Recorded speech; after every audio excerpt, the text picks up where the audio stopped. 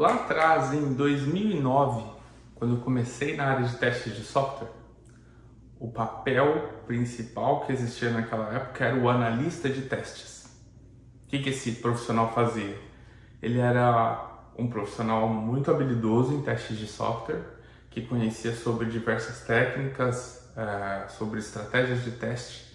E aí, com base no seu conhecimento técnico, ele lia as documentações, os requisitos relacionados ao software e, com base nessa leitura, ele começava a pensar em quais eram as técnicas que deveriam ser aplicadas para conseguir identificar quais eram os casos de teste a serem inscritos. Depois disso, ele pegava esse resultado da aplicação das técnicas e começava a literalmente escrever casos de teste, que são documentos que demonstram o que precisa ser testado e como aquilo vai ser testado. E depois disso, ele passava esses documentos para um outro profissional, chamado testador, que pegava esses casos de teste e começava a executá-los. E aí, caso o testador tivesse dúvidas ou tivesse algum tipo de problema com aquilo que estava escrito, ele conversava de volta com o analista de testes. Os papéis estavam super bem definidos. Cada um tinha o seu objetivo. Por exemplo, tinha um outro profissional que era o automatizador de testes, que pegava alguns daqueles casos de teste criado pelos analistas de teste e começava a automatizar. Tinha também um outro papel, que era o líder de testes, que basicamente liderava todo mundo que eu acabei de falar agora. Esse líder de testes olhava para o projeto, para aquela fase, criava planos de teste, monitorava o progresso do analista de teste, automatizador de teste, do testador. E com base em todo esse monitoramento, tomava decisões e fornecia relatórios para a liderança. Como você pode ver aqui agora, todo mundo tinha o seu papel. Mas hoje em dia, isso mudou drasticamente, não é? Hoje em dia, dentro da área de engenharia de software, nós temos um profissional chamado QA, que na maioria das vezes é traduzido como Quality Assurance, mas que na minha opinião deveria ser apenas Quality Analyst ou alguma coisa do tipo, como alguém que conhece muito sobre qualidade de software. Qualidade de software é a mesma coisa que teste de software? Bem, eu acho que isso pode ficar também para um assunto para outro dia, né? Porque hoje eu quero chamar você aqui para essa conversa rápida para a gente discutir um pouco mais sobre qual é o real papel do QA, segundo o que o mercado enxerga hoje. Eu sou o Júlio de Lima e ajudo profissionais a conseguirem alavancar suas carreiras dentro da área de teste de software. Alavanque pode significar você que trabalha em alguma outra área, migrar para a área de teste de software, ou você que já atua na área de teste de software conseguir um aumento salarial acima de 30%, ou conseguir uma promoção para uma próxima senioridade dentro da sua carreira, dentro da área de testes. Ou para você que já trabalhou na área de teste de software, mas perdeu o seu emprego e quer retornar, também é um alavanque. E em todos esses alavanques, eu atuo de maneira muito próxima aos meus alunos para ajudá-los a conseguir alcançar esses que são os seus objetivos. Como eu disse para vocês, no vídeo de hoje, a gente fala sobre o verdadeiro papel do QA. E para começar essa discussão, você precisava, claro, daquele contexto que eu já trouxe aqui para você, quanto a como as coisas eram num passado, eu considero recente, mas vai depender de você também, né? 2009 é bem recente para mim, tá bom? Nesse passado recente, onde a gente tinha papéis bem definidos, para o que a gente tem agora, como sendo o QA, participante de um time de desenvolvimento de software, onde ele ou ela é o profissional responsável por liderar as iniciativas relacionadas a teste. Isso inclui pensar num plano, pensar numa estratégia, escrever casos de teste, automatizar os testes, executar os testes, reportar, analisar riscos, informar sobre defeitos encontrados, monitorar os defeitos encontrados, analisar código-fonte, conversar com as pessoas e conscientizar quanto a testes e qualidade de software, avaliar a qualidade de software sob diversas perspectivas, conseguir fazer o uso de ferramentas de teste de API, web, mobile, desktop, testes de performance, testes de acessibilidade, testes de usabilidade. Uau! Quanta coisa esperada de um QA hoje em dia, não é não? Provavelmente você que está assistindo e está olhando para as vagas, está pensando, caramba, mas como assim? Eles pedem tudo isso de um QA? Quanto que eu vou ganhar por isso? Vou ganhar meus 20, 30 mil reais? Por quê? Porque hoje em dia a figura do QA ela acaba por ser um pouco quanto mal compreendida, né? E para que você possa entender melhor o porquê isso acontece, entenda que essa evolução lá do testador, analista de testes, líder de testes e automatizador de testes de maneira segregada era muito válida dentro de algo que a gente chama em engenharia de software de modelo cascata. Funcionava muito bem lá. O modelo cascata trazia para o desenvolvimento de software uma sequenciação das atividades. Então o que acontecia era que a gente tinha lá o papel dos analistas de requisito, que pensavam nos requisitos que fariam parte do software. Depois a gente tinha os analistas de sistema, que trabalhavam com analista de requisitos para pensar naqueles requisitos de uma maneira mais sistemática, como que ia funcionar, quais eram os diagramas técnicos que deveriam ser escritos para demonstrar como a informação seria trafegada por debaixo dos panos. A gente tinha os desenvolvedores que trabalhavam lá durante um tempo em desenvolver o software, que depois era passado para os testadores, que trabalhavam na definição e execução desses casos de teste, entre outros artefatos, que depois passava esse software para um outro time, que iria então fazer a análise final desse produto sob a perspectiva do usuário e depois iria ser entregue para um outro time que iria entregar esse software em produção. Quando a gente começou com o ágil, as empresas elas meio que estavam muito sedentas para mudar a sua forma de desenvolvimento de software. Talvez pelo fato de que trabalhar em equipe novamente, que é a proposta do ágil, de uma maneira, multidisciplinar, com formas de trabalho mais leves, mais engajantes, mais divertidas, era algo que chamava muito a atenção em relação ao tradicional cascata, tudo controlado, com fases bem definidas, etc. Certo é que quando houve essa mudança, a gente não tinha consultores em teste de software que trabalhavam junto com os agilistas para ficar falando sobre como as coisas deveriam acontecer. Então meio que cada time que fez essa migração para o ágil definiu como seriam suas práticas de teste.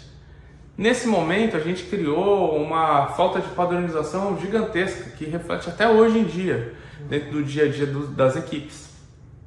Alguns testadores migraram para o ágil sendo QAs. E esse QA ele teria que fazer tudo o que antes era dividido entre várias pessoas, mas agora ele teria que fazer tudo isso sozinho. Automatizar, testar, retestar, reportar defeitos, participar de reuniões e assim por diante. Não houve um pensamento sobre como seria o novo processo de uma maneira que incluísse de fato o testador. Se você for olhar para esses guias de agilidade, você vai perceber que a perspectiva sobre o papel do testador é muito vaga, muitas vezes até inexistente. Então o que aconteceu? Cada time foi fazendo do seu jeito. E isso hoje reflete no fato de que se você vai na empresa A, vão te pedir 10 coisas, vai na empresa B, vai te pedir 5, vai na empresa C, vai te pedir 8. E cada um deles de um jeito diferente. Por quê? Porque cada empresa foi meio que evoluindo de um jeito. Hoje também tem muita gente que me pergunta, Júlio, qual é a diferença do pleno para o sênior? Não sei. Vai depender da empresa onde você trabalha. Por quê? Porque a empresa onde você trabalha foi meio que definindo as políticas de modo que se adequasse ao que estava customizado para aquela determinada empresa. Foi assim que as coisas foram acontecendo. E nesse sentido, cada empresa começou a ter então a sua própria definição de o que é o papel do QA dentro dela. Então hoje você chega numa empresa onde o papel do QA é pensar em todos os casos de teste, em todos os scripts de teste automatizado, em todos os testes relacionados ao teste de performance, testar tudo, automatizar tudo e reportar todos os defeitos. É isso que pensam do QA. Esses QA geralmente eles são bastante demandados, vivem sob pressão, vivem fazendo hora extra. Não importa quantos QAs tenha dentro da empresa, ainda assim a empresa vai engargalar, né? As entregas vão engargalar. Existe uma certa discussão entre testadores e desenvolvedores. Por quê? Porque eles entraram para dentro do ágil com uma baixa maturidade, baixíssima maturidade, pouco processo, falta de realmente absorção do que era o conceito do ágil, das pessoas serem multifuncionais. E isso fez com que esse QA que está dentro desse contexto tivesse uma compreensão, fosse mal compreendido, né? Tudo que está relacionado a testes e qualidade de software é com você, o time está rodando aqui, né? É dentro dessas empresas que eles têm, por exemplo, sprints de teste, onde tem lá sprint para quem está assistindo aqui que é novo, é um ciclo onde todo o time fica trabalhando no desenvolvimento de uma nova peça para o software, tá bom? Geralmente dura 2 semanas, na maioria das vezes, tá? Mas pode variar entre 1 a 4 semanas, beleza? Mas daí pega lá então essa sprint, e dentro da sprint, ao final da sprint, deveria haver um produto pronto, já testado, que pudesse ser, por exemplo, disponibilizado em produção. Mas não, nesses times com essa baixa maturidade, depois da sprint de desenvolvimento ainda tem uma sprint de testes, entendeu? Por quê? Porque não entenderam muito bem o papel do testador lá dentro, né? Chamam ele de QA, tem ele dentro do ágil, mas não trabalha do jeito que deveria trabalhar. Esse é um deles. Tem ainda um outro grupo de empresas que entenderam um pouco melhor o papel do QA.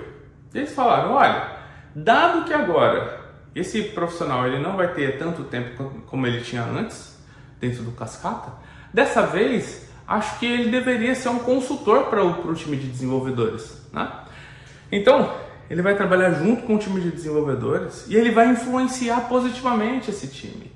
Vai explicar para eles como usar a ferramenta A, a ferramenta B, a ferramenta C, vai fazer pair testing com eles, vai trabalhar em conjunto para testar. Ele vai também incentivar os desenvolvedores a usar as ferramentas, vai criar lá algumas arquiteturas básicas para que os desenvolvedores façam uso ao automatizar testes, tudo para facilitar a vida do desenvolvedor. Eles vão conversar com os desenvolvedores de igual para igual, porque a gente vai treinar esses QAs para que eles entendam mais tecnicamente, a gente vai treinar os desenvolvedores para que eles entendam mais sobre testes. Então, quem vai ser o responsável realmente por testar é o time, e o QA é um consultor ali dentro. Olha que sensacional, né?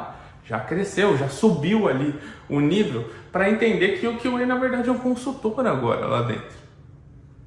E a gente tem ainda uma terceira variação dessa compreensão do time, que é assim, olha, dentro do nosso time a gente vai ter todo mundo como sendo engenheiro de software.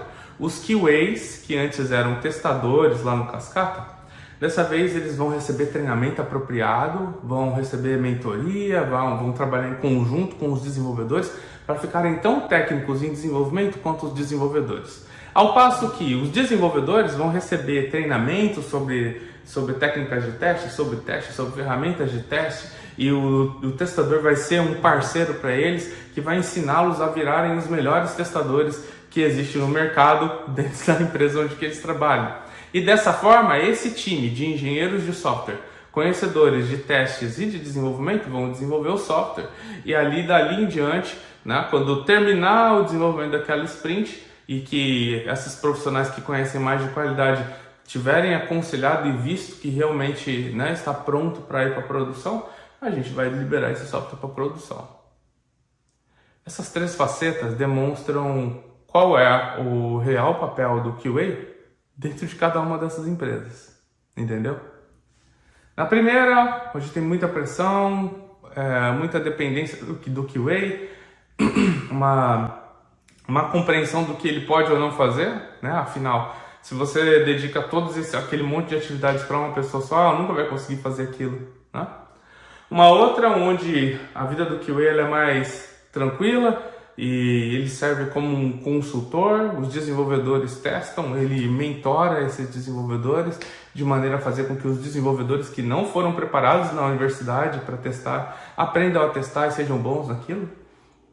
E a terceira, onde testes de software e qualidade de software são disciplinas que o time conhece, né? Você não tem mais o papel em si, mas tem a disciplina como sendo o que guia eles. Qual das três é melhor? A gente não consegue avaliar com clareza, porque cada uma tem seus prós e contras, né? Cada uma tem seus prós e contras. Até a primeira, que pode soar muito estressante, ainda assim tem um pró, que é quem vai realizar os testes realmente é quem conhece sobre testes e sabe muito bem sobre aquilo. Vai ter um contra, a pressão, puxa, é algo que demanda demais, né? A segunda tem um pró também. O testador ele ganha mais flexibilidade, mas também tem um contra. Os desenvolvedores que vão ter que testar vão ter uma curva de aprendizado que pode demorar meses ou até anos, né? Na terceira, também tem um pró, todo mundo conhece sobre testes de qualidade de software, mas tem um contra também, porque né, até criar fazer essa formação, a curva de aprendizagem tanto do desenvolvedor testando quanto do QA desenvolvendo, vai demorar talvez um pouco mais do que ainda a segunda forma que eu mencionei para você. Mas sabe uma coisa que eu gostaria de compartilhar com você e que vai talvez mudar a sua visão de o que é o papel do testador ou do QA nesse caso? É que, independente se seja na primeira, na segunda ou na terceira forma de atuação e de compreensão do papel do QA, em todas elas, você, profissional de testes e qualidade de software, tem uma preocupação e uma preocupação grande quanto à qualidade do sistema que você está querendo entregar para o seu cliente. E isso é, inclusive, algo de empatia. Você fala, eu iria odiar precisar fazer uma transferência agora. E quando eu clicasse no botão de fazer a transferência, aparecesse uma mensagem dizendo: o Pix não está disponível agora. Não é sua culpa. Tente novamente. E você ia lá, tentar novamente, e novamente essa mesma mensagem aparece na tela. Poxa, é um negócio horrível. E eu, como QA, pensando de maneira, né, a ter empatia pelos meus usuários, vou tentar fazer de tudo para conseguir evitar que esses principais riscos se tornem problemas em potencial. É isso que eu faço como QA. Tenho empatia pelo meu cliente. Mas só a empatia basta? Não. Eu também tenho que ser técnico. E por isso que existem diversos livros sobre testes de software. Livros que vão trazer para você muito mais conhecimento profundo sobre a sua área. Livros que vão trazer para você mais conhecimento técnico sobre o seu papel e como desempenhar o seu papel de maneira a realmente ter um conhecimento avançado, profundo naquilo que você faz. Tá? Então é necessário não só ter empatia, mas também ter um conhecimento técnico sobre aquilo. Só isso basta, Júlio? Não, eu também preciso ter conhecimento sobre ferramental. Tá? E esse conhecimento sobre ferramental é entender sobre quais são as principais ferramentas de teste, como elas operam, como eu preciso lidar com elas, para que elas servem, onde que elas entram, onde que não entram, onde funciona, onde não funciona, onde cabe, onde não cabe. Eu tenho que entender sobre o ferramental. Empatia, técnica, né, profunda, ferramental. E a última é comunicação. Eu tenho que ser muito bom na minha comunicação. Por quê? Porque geralmente as pessoas vêm a mim, ou o processo me leva a ter a necessidade de responder às pessoas quanto à qualidade do software. Responder às pessoas quanto os resultados dos meus testes. Por isso a minha comunicação tem que ser super apurada. Empatia, técnica, ferramental e comunicação. Esses são os 4 pontos que você vai encontrar em todo testador. Todo testador vai ter isso. Beleza? Por que isso? Porque esses 4 pontos, eles vão caber em qualquer um desses modelos de desenvolvimento que a gente falou aqui agora, o modelo de compreensão do dia a dia da atividade do testador. Por isso, se você conseguir ter pelo menos esses 4 pontos que eu mencionei para você, você vai conseguir ter um conhecimento que vai fazer com que você se destaque perante os demais, tá bom? E esse conhecimento que vai fazer com que você se destaque perante os demais vai fazer com que você garanta grandes oportunidades de alavanca dentro da sua carreira. Agora me diz você, dentre todos esses 3 modelos que eu mencionei hoje, em quais deles você já trabalhou e quais deles que você mais gostou? Deixa seu comentário. Deixar comentário nos meus vídeos significa que você amou o vídeo, que você gostou tanto, que você está a fim de interagir com ele. Então, deixa lá seu comentário. Também fala se você gostou desse vídeo. Agora, se você só gostou, que já é muito bom também, clica no botão curtir, tá bom? Se você está vendo que esse vídeo pode ser importante para algum amigo seu, copia a URL dele e envia para o seu amigo, por qualquer meio de comunicação, SMS, WhatsApp, sinal de fumaça, funciona hoje em dia também, tá bom? E se você quer continuar recebendo conteúdos como esse, clica no botão inscreva-se. Ativa o sininho para que você possa receber notificações sobre novos conteúdos. Beleza? Muito sucesso para você e a gente se vê no próximo vídeo. Tchau!